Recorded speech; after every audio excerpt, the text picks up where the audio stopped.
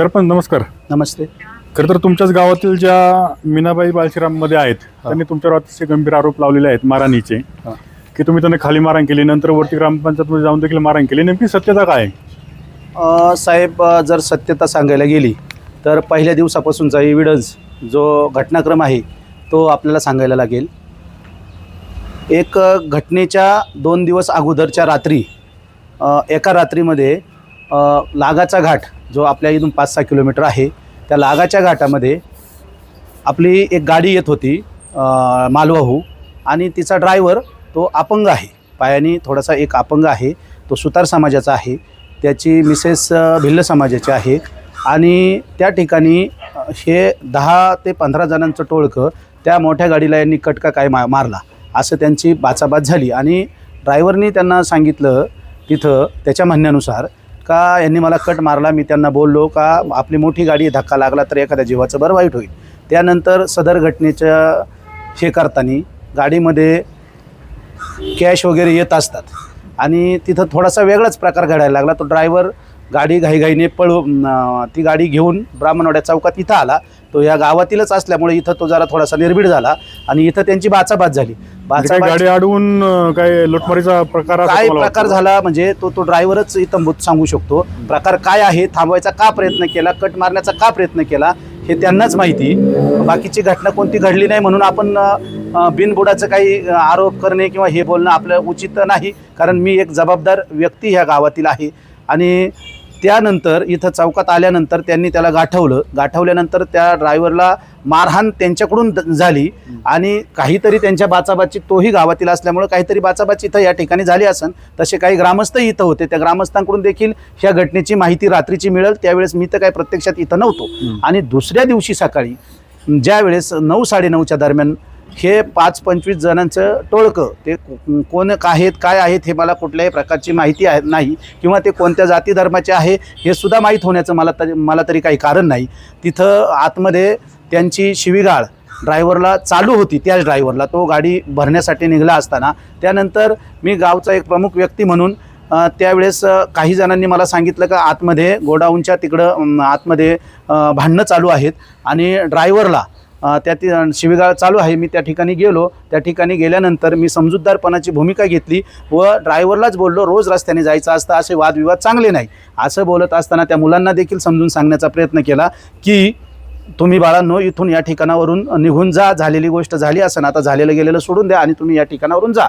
परंतु ते उर्मटपणाने सर्व लहान, काही 16, 17, 18, 20, 22 म्हणजे बऱ्याच वयोगटातली ती मुलं होती, 20-22 वर्षाची, आरेरावीनी शिवीगाळ देऊन त्यांचं ड्रायव्हरला खाली उतर, तुला मारतो, झोडतो, गाडी फोडतो अशा पद्धतीची वक्तव्य चालू होती. त्यानंतर मला एक जणांनी माहिती दिली की रात्रीच असा प्रकार या ठिकाणी चौकामध्ये झालेला आहे. त्या ड्रायव्हरला देखील यांनी खूप बेदम मारहाण केलेली आहे. त्यानंतर मग मी त्यांना सांगितलं की जरी तुमचं कुठं काही झालं असेल तर तुम्ही त्याला मारलेलं आहे, काय झालं असेल गोष्ट सोडून द्या आणि तुम्ही इथून निघून जा. त्यानंतर ते काय ऐकानी म्हणून थोडंसं, मी इथला प्रमुख असल्यामुळं कोणतीही कायदा व सुव्यवस्था बिघडू नये किंवा काही दुष्कृत्य या ठिकाणी घडू नये म्हणून मी त्यांना इथून काढून देण्यासाठी थोडासा दाटीने म्हणजे तुम्ही इथून निघून जा, तुम्ही घोळक्यांनी येऊन मारामारी करता का, अशा वगैरेची वक्तव्य मी काही केलेली आहे. आणि तसं त्याबाबत जर आम्ही खोटं बोलत असं तर तिथं डॉक्टर वाळुंज यांचा दवाखाना आहे, त्या CCTV मधले फुटेज देखील आमच्याकडे देखील उपलब्ध आहे. त्यांच्याकडून देखील तुम्हाला हे फुटेज प्राप्त होतील. कारण त्या फुटेजमध्ये स्पष्टपणे आम्ही त्यांच्याबरोबर काय बोललो, आम्ही काय समजून सांगत होतो, आम्ही कधी आलो, ते कधी आले, पिक्चर स्टाईलमध्ये कसे आले, सगळ्या गोष्टी आपल्याला त्या व्हिडिओ आपला याच्यामध्ये सगळं पाहायला मिळेल. त्यांनी एक व्हिडिओ आता दाखवलेला आहे समाज माध्यमांवर, त्याच्यामध्ये काही ग्रामस्थ त्यांना मारहाण करताना दिसत आहेत. साहेब, त्यानंतर मी तेच सांगतो, त्यानंतर त्यांनी जे सांगितलं की ते इथून निघाल्यानंतर, मी काढून दिल्यानंतर पुढं एका टपरीच्या पुढे जाऊन उभे राहिले. ते आमची गावातून जाण्याची वाट पाहत होते आणि त्यांना पुन्हा त्या मुलाबरोबर मारामारी करायची होती. कारण काही इथं गावातील स्थानिकांनी मला ही सुद्धा माहिती दिली की रात्रीचं ते त्यांचं घरसुद्धा शोधत होते, त्यांना ते घर सापडलं नाही म्हणून दुसऱ्या दिवशी ते इथं आलेले होते. आणि म्हणून ही माहिती कळाल्यानंतर आम्ही 2-3 जण सदस्य होते माझ्याबरोबर, शिवाजी आरोटे, रवी हांडे, अजून काही ग्रामस्थ, आम्ही तिथं जाऊन त्यांना काढून देण्याचा प्रयत्न केला असता नंतर मीच सांगितलं की तुम्हाला जायचं नसेल तर मी चावीला हात लावला तुमची गाडी थांबवतो इथं आणि तुम्हाला पोलीस स्टेशनला ही सदर माहिती देतो. तर असं करत असताना त्यांनी माझ्या अंगाला झटापट करण्यास सुरुवात केली. मग नंतर त्यांना ढकलून देऊन आम्ही त्यांना सर्वांनी तिथून त्या ठिकाणावरून काढून दिलं. ही वस्तुस्थितीचीच एवढीच घटना आहे. त्यानंतर कोणतंही कुठं मारामारी असं काही त्या दिवशी झालेलं नाही. परंतु सदर गोष्टीचा त्यांना राग येऊन दुसऱ्या दिवशी सकाळी, आता हा घटनाक्रम तुम्ही विचारला त्यासाठी खूप महत्त्वाचा आहे साहेब. या ठिकाणी सकाळी 9 वाजता माझ्या घरामध्ये 9-9:30 वाजता काही ग्रामस्थ येऊन त्यांच्या कामासाठी बसलेले होते. त्यात ते आरोटे कंपनी होती, ते सुद्धा तुम्हाला सांगतील. तिथं मला 9-9:30च्या दरम्यान एक फोन आला अज्ञात व्यक्तीचा. त्याच्या हा तो ड्रायव्हर आहे साहेब, याच्याकडे पहा, अपंग ड्रायव्हर आहे. बोलू आपण तुम्हाला सांगतो. त्यानंतर मला त्यांनी बोलवलं का सरपंच तुम्ही कुठे आहेत, आमचं तुमच्याकडे काम आहे म्हटल्यावर मी ठीक आहे म्हटलं, मी गावात येणारच आहे, मला अकोल्याला जायचं आहे, पण तुमचं काम आहे त्याच्यामुळं मी येतो. मी प्रशासकीय कामासाठी गावात पाणी टंचाई आहे, त्याच्यामुळे त्या पाणी टंचाईचे ठराव घेऊन त्याच दिवशी मला पोच करायचे होते, कारण भीषण पाणी टंचाईला गाव सामोरं जात आहे. त्या कामासाठी निघालेलो होतो, परंतु यांचं काम असल्यामुळं मी इथं गावात आलो.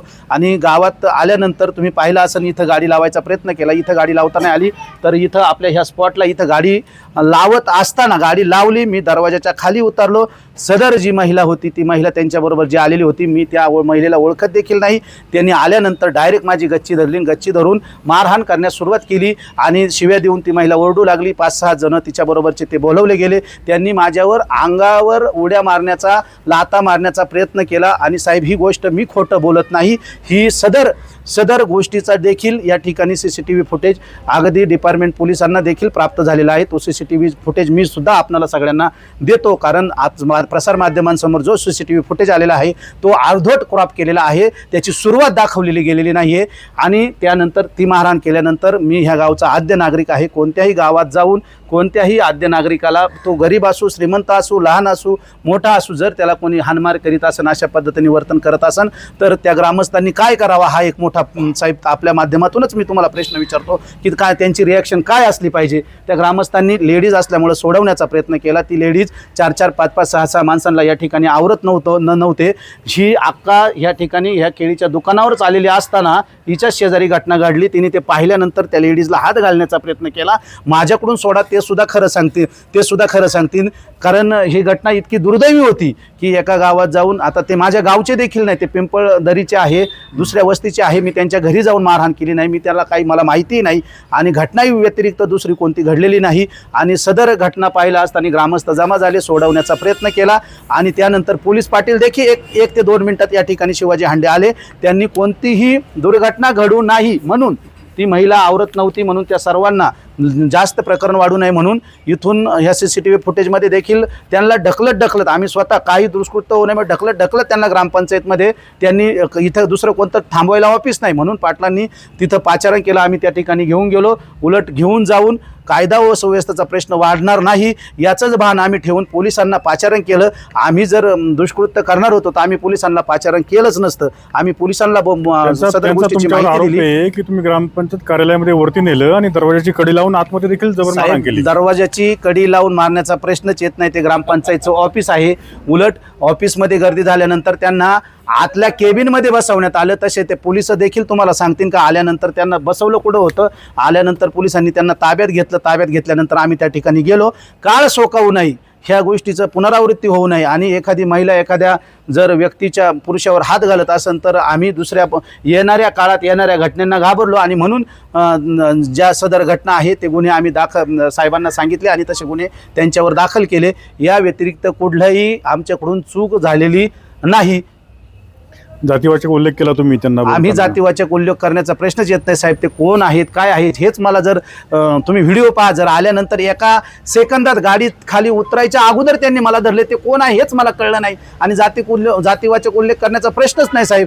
अहो साहेब, मी जातीवाचक असतो तर ह्या ब्राह्मणवाडा गावामध्ये, ही TSPचं गाव आहे, TSPच्या गावामध्ये 50% अधिक आरक्षण हे TSP मध्ये आहे आणि मी त्या सगळ्यांना सामावून घेऊन मी उपसरपंच ह्या पदावर काम करतोय. आणि विशेष म्हणजे मी व्यवसाय करतोय. त्या व्यवसायामध्ये माझ्याकडे सर्व समाजाची, नवे तर 12 बलुतेदार, मी काही कोणत्या समाजाचं नाव घेणार नाही, झालेल्या घटनेच्या सगळे समाज, मग त्या सगळ्या समाजाची माणसं आजही माझ्याकडे ते कामाला आहेत. मग ते सर्व समाजाचे आहेत आजही ते माझ्याकडे काम करतात आणि जातीवाचक असतो तर मी एका ताटात कोणाच्या जेवलो नसतो. ही वस्तुस्थिती तुम्हाला गाव देखील सांगेल, कारण ह्या वस्तुस्थितीत चेंज नाही आहे. झालेली घटना एवढीच आहे, बाकीची कोणतीही घटना झालेली नाही. आणि ह्या घटनेची पुनरावृत्ती आज जी आपण आंदोलनात पाहता ही 15 दिवसांनी झालेली आहे साहेब.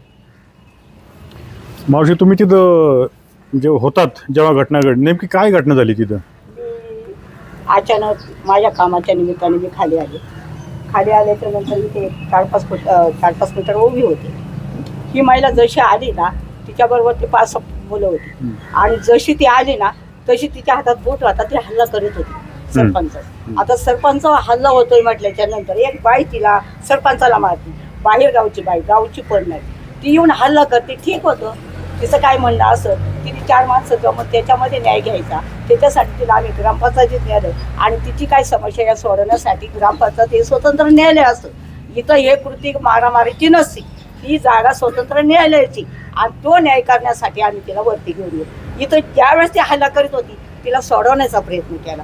बाई आवरण ना आम्हाला, शेवटी ते 5-6 पोरांसाठी, शेवटी गावचे लोक काय माझ्या पाहणार, त्या 5-6 पोरांसाठी धावले. गावातल्या लोकांनी काय तिला हल्ला करण्याचा प्रयत्न करून दिला नाही. एक महिला होती, महिलाचं रक्षण करणं हे माझंही कर्तव्य आहे आणि मी एक महिला सामाजिक कार्यकर्ता असताना मी तिचं रक्षण करायला गेले. याला सोडवण्याचा प्रयत्न केला, तिला सोडवण्याचा प्रयत्न केला, त्याच्या उपर ती बाई काय आम्हाला आवरा काय घेऊन आले होते हल्ला करायला? बोट होता तिच्या हातामध्ये. बर, हा, म्हणजे गाडीतून उतरत असताना हल्ला करायचा? हो, आणि तशीच डायरेक्ट हल्ला करायला लागली. आणि मी उलट त्या याच्यामध्ये त्या लोकांमध्ये मी खाली पडले, उलट मलाच लोकांनी विचारले याच्यावर वरती घ्या म्हटलं. वरती काय असं तिच्या समस्या मांडू. तिथं गेल्याच्या नंतर ती पोरं परत मारामारी करायला लागली गावच्या लोकांबरोबर. आणि मारामारी करीत असताना तिला समजायचा प्रयत्न मी केला. मला ती उलट पालटी 2-3 शब्द बोलली. म्हटलं बाई असं काही करू नको, उलट तुझा मार वाचावा, तुझं संरक्षण व्हावा. एक मी महिला असताना तुझ्यासाठी मी धावून आली, तू असं करते ही तुझी गलती आहे. म्हटलं काय असं ते तू समोर मान, काय असं ते आपण हे स्वतंत्र न्यायालय आपलं, जसं कोर्ट आहे तसं ग्रामपंचायत न्यायालय. ती बाई कसली ऐकाना, ती पोरं ऐकाना, ती पोरं हल्ला करायला लागली ह्या मुलांना आमच्या गावच्या. मग आता पोरं शेवटी पब्लिक आवरणार नाही, मग पब्लिकच शेवटी त्यांच्यावरती धावलं. तरी तिचं रक्षण व्हावं. पाटलाला मी सूचना केली काय होईल ते कायदेशीर करा, पण तिला मारू नका, मुलांना मारू नका. मुलं काही लांबचे नव्हते, वांगरीमध्येच मुलं होती, येण्या जाण्यात ते पाहण्यात पण होते, आमच्या लक्षात पण होती. पण त्याच्यामुळे म्हटलं हल्ला करू नका, आपली पोरं आहेत. आणि जातीय शिव्या देण्याचा हा विषय नाही. भारत माझा देश आहे, सारे भारतीय माझे बांधव आहे. एक तुटीने आम्ही गावात वागतोय सगळी. इथं जातीचा विषयच काय येतो, हा काही खोटा आरोप करीत असला की आम्ही सहन करू शकणार नाही. तुमचं नाव सांगा. श्यामशंकर बालेराव. बरं, आता त्या दिवशी नेमकी काय घटना झाली? मुंबईवरून मी येत होतो. लागाच्या इथं मुक्ताईचं मंदिर आहे म्हणून लागाच्या घाटात त्यांनी साईट मागितली मला. तर साईट काय, म्हणजे तुमच्याकडे कोणती गाडी होती? माझ्याकडे मोठा टेम्पो होता आणि ती मुलं 2 व्हीलर होती? हो. बर. तर मी त्यांना साईट दिली, त्यांनी काय मला इंडिकेटर दिली, त्यांनी काय मला जाईनच पुढं. मग मी आपला म्हटलं चला जातील असतील. तर पुढं गेल्यावरती त्यांनी मला दाबलं, म्हणजे चांगलं दाबलं. तर मग मी फक्त विचारलं बा, तर ते मला धराधर करायला लागली. माझ्या गाडीत पेमेंट असते आमच्या गाडीत. मी काय उतरव नाही, म्हटलं चला गावात आल्यावर बघू काय होईल समजा. म्हणजे त्यांनी तुमच्या गाडी जी आहे ती थांबवण्याचा प्रयत्न केला? केलता. मला तिथंच मारायला लागले होते ते होते 9 जण. 3 मोटरसायकल होत्या, 9-10 जण असतील ते. तर मी हे जे मध्ये म्हणून मुलं आहेत ती पण होती का मध्ये? आडनाव नाही सांगता येत. ठीक आहे, हरकत नाही, ते नाही सांगता यायचं. तर मग मला ते तिथंच मारायला लागले होते. पण मी काय गाडीत उतरव नाही म्हटलं, गाडीतून उतरावं तर हे मला जाम करतील ना. 9-10 जण होते. मग मी काय गाडी त्यांना म्हटलं गावात चला ना काय पाहू. गावात आल्यानंतर त्यांनी माझ्यावर ते काय मला ऐकलेच नाही, मला मारलं त्यांनी. माझी त्यांना एखादी झापड लागली असेल काय, पण ते 9 जण कशी काय ऐकणार ना मला एकट्याला. एवढं झालं. मग त्याच्यावरती दुसऱ्या दिवशी मी इथं काय कोण स्थानिक लोक होती, मिटलं. मी आपल्या घरी गेलो. दुसऱ्या दिवशी मी इथं गाडी पुसत असताना ते परत आले 9-10, जास्त आले, 9-10 जण नाही, 20-25 जण होते. तर मग मला इथं परत म्हणायला लागले गाडीच्या खाली उतर. आणि मग मी म्हटलं मी काय उतरणार आहे म्हटलं. मग म्हटलं झाले, सरपंच साहेब आले. म्हटले काय झालं? तर म्हटलं काय नाही साहेब, असं झाले.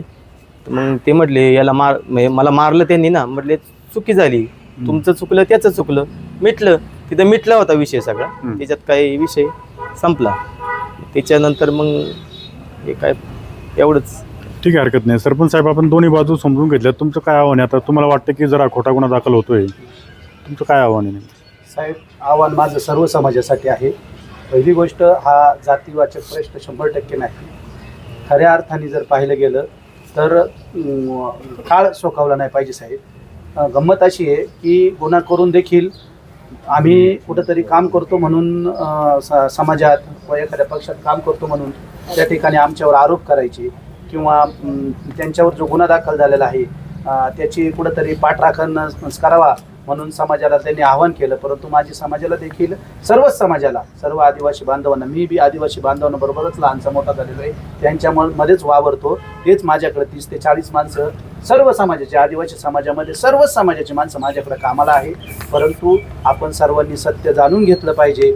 आमची जर चूक असेल तर निश्चित आम्हाला काही शासन असेल ते करायला हवं. परंतु आमच्याकडून कोणत्याही प्रकारची चूक नाही. परंतु अशा प्रकारच्या चुकी झाकण्यासाठी ॲट्रॉसिटी असेल, आपण पाहिले ॲट्रॉसिटीची मागणी केली, बाकीच्या कोणत्याही मागण्या केल्या, आमच्या व्यवसायाच्या मागण्या केल्या, व्यवसायाच्या माध्यमातून बऱ्याच गोष्टी तिथं सांगण्याचा प्रयत्न केला.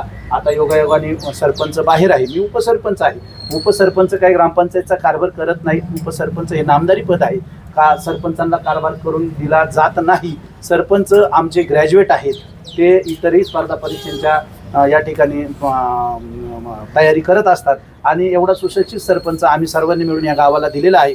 आणि संपूर्ण गाव सांगल की आम्ही त्यांच्यावर कुठलाही दबाव टाकला न टाकला किंवा तेही या ठिकाणी आज उद्या उपस्थित होतील किंवा त्याचं या ठिकाणी आपल्याला ते सांगतील का त्यांच्यावर कुठल्या प्रकारचा दबाव आहे की काय. आणि पाठीमागं देखील काही गोष्टींचं त्या ठिकाणी आम्ही त्यांच्या व्हिडिओमध्ये ऐकलं की काही अनुचित प्रकार ते मारहाणीचे केलेले आहेत. ते आमचे मित्र आहे, त्या आम्ही बरोबरच काम करतो, त्याविषयी ते आमचे शिवाजीराव मित्र बोलतीलच आपल्याबरोबर. परंतु असल्या कुठल्याही प्रकारच्या घटनांचा काही संबंध नसताना या ठिकाणी ओढून केवळ आज आम्ही इथं मराठी आहोत म्हणून आता कुठंतरी यांच्यावर काहीतरी हे दाखल करायचं म्हणून आता हे कोणते प्रयत्न चालू आहेत. मी काय कशा त्याला तर नाव देणार नाही. परंतु आज जर अशा प्रकारचे गुन्हे आमच्यावर दाखल झाले तर निश्चित एक मराठ्याचा मुलगा असल्यामुळे हा गुन्हा माझ्यावर दाखल होत आहे याचीच खेद वाटतो. परंतु निश्चितच अशा प्रकारे जे घटना घडू राहिल्यात या निश्चितच निंदनीय आहेत. म्हणून मी सर्व आपल्या माध्यमातून अकोले तालुक्याला असो सगळीकडेच असो अशा प्रकारचे गुन्हे जर खोट्या पद्धतीचे दाखल झाले तर कोणाला बाहेर पडणंही मुश्किल होईल आणि याच्यात मोठ्या प्रकारे समाजात तेढ निर्माण होईल. म्हणून माझ्या सर्वच समाजांना या ज्या घटनेचा आहे या घटनेचे अर्धवट व्हिडिओ न बघता, क्रॉप केलेले व्हिडिओ न बघता पूर्ण सत्यता या व्हिडिओच्या मार्फतच माणूस एक वेळेस मी खोटं बोलू शकन. आज तुम्ही मला विचारता, मी माझी कदाचित मांडताना दिसल, परंतु जे CCTV फुटेज आहेत ते कधीच बदलणार नाही. ही वस्तुस्थितीच दाखवणारे यंत्रणा आहे. म्हणून ह्या सर्व यंत्रणेची आपण माहिती घ्यावा आणि स्टार्ट टू एंड ह्या यंत्रणेची माहिती घ्यावा एवढीच मी आपल्याच्या माध्यमातून विनंती करतो. यांच्याबरोबर थोडंसं ते बोलणार होते. ठीक आहे सर, तुमचा परिचय द्या आणि तुम्हाला नेमकी काय मांडायचं आहे. नमस्कार, मी शिवाजी आरोटे, ब्राह्मणवाडा ग्रामपंचायतचा सदस्य आहे. तर आज अकोल्यामध्ये एक मोर्चा आमच्या ब्राह्मणवाड्याच्या सरपंचांच्या विरोधात, त्यांच्यावर ॲट्रॉसिटी किंवा काय असेल मला माहीत नाही, कोणता तरी गुन्हा दाखल करण्यासाठी एक मोर्चा काढण्यात आला. त्या मोर्चामध्ये मला वाटतं संबंधित व्यक्तींनी सांगितलं की ब्राह्मणवाड्याचे उपसरपंच ब्राह्मणवाड्याच्या सरपंचांना कारभार करू देत नाही, ते स्वतःच कारभार करतात. तर मी ग्रामपंचायतचा सदस्य या नात्याने सांगतो की आमच्या ग्रामपंचायतमध्ये असा कुठलाही प्रकार नाही आहे. आमच्या संपूर्ण अधिकार हे सरपंचांनाच आहेत. उपसरपंच आहे, आम्ही सर्व सदस्य आहोत. तर असा कोणताही प्रकार तिथं नाही आहे. आणि अजून एक आरोप लावण्यात आला की त्यांच्यावर मला वाटतं कसल्या तरी केसेस टाकलेल्या वाळूच्या वगैरे. तर आमच्या इकडं वाळू आणि वाळूच्या धंद्याचा संबंधच नाही ब्राह्मणवाड्यात. इथं कोणत्याही प्रकारचा धंदा केला जात नाही. त्यांना कोणी खोट्या माहित्या पुरवल्यात याची त्यांनी खरोखर शहानिशा करून घ्यावा आणि मग ते आरोप त्यांनी करावेत.